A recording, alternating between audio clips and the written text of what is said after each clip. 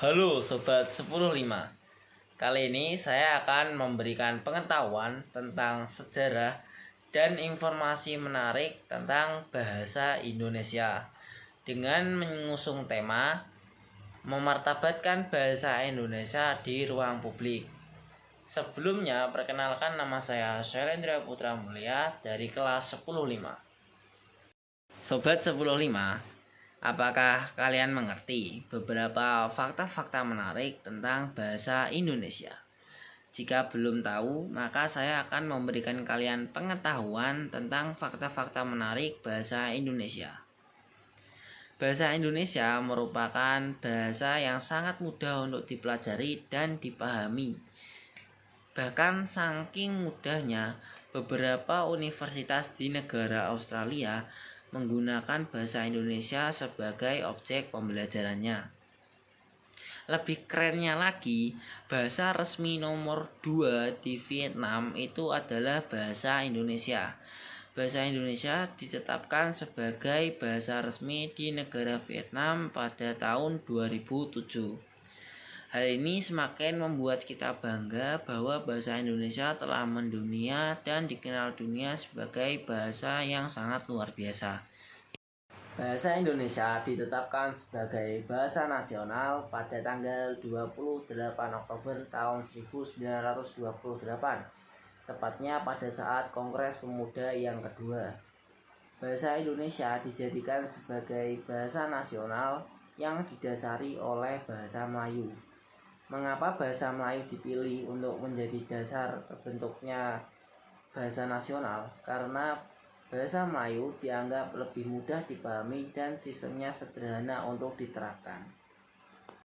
Alasan lain mengapa bahasa Melayu dijadikan dasar pembuatan bahasa Indonesia adalah karena bahasa Melayu telah digunakan sejak abad ke-7 di kawasan Asia Tenggara. Hal ini diperkuat dengan penemuan prasasti-prasasti kuno, yang contohnya adalah prasasti Kedukan Bukit yang ditemukan di Palembang dan diperkirakan usianya sudah ada sejak tahun 683. Dan pada prasasti tersebut terdapat beberapa ukiran-ukiran bahasa Melayu yang fakta ini memperkuat bahwa bahasa Melayu telah digunakan sejak zaman dahulu. Setelah bahasa Indonesia ditetapkan sebagai bahasa nasional, para pemuda sepakat untuk mengadakan sebuah rapat. Pada saat itu, seluruh pemuda dari pelosok Nusantara berkumpul dalam satu agenda rapat. Pada rapat tersebut menghasilkan sebuah sumpah dan ikrar yang salah satu isinya berbunyi, "Kami putra dan putri Indonesia menjunjung tinggi bahasa persatuan bahasa Indonesia." Yang dimana pada ikrar tersebut bermaksud bahwa para pemuda dan pemudi di Indonesia ini menjunjung tinggi bahasa persatuannya, yaitu bahasa Indonesia. Yang sampai saat ini sumpah tersebut kita kenal sebagai Sumpah Pemuda.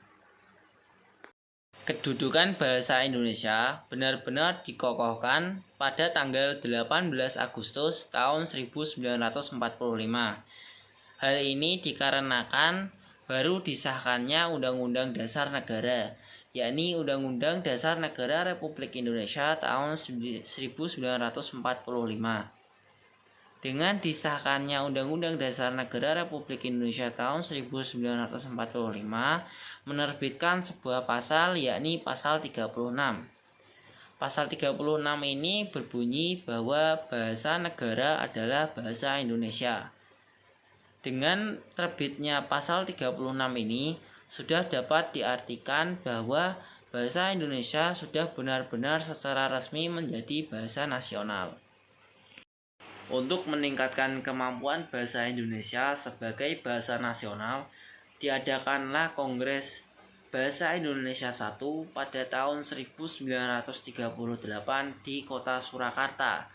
Pada kongres tersebut dihadiri oleh para cendekiawan dan budayawan bangsa Indonesia.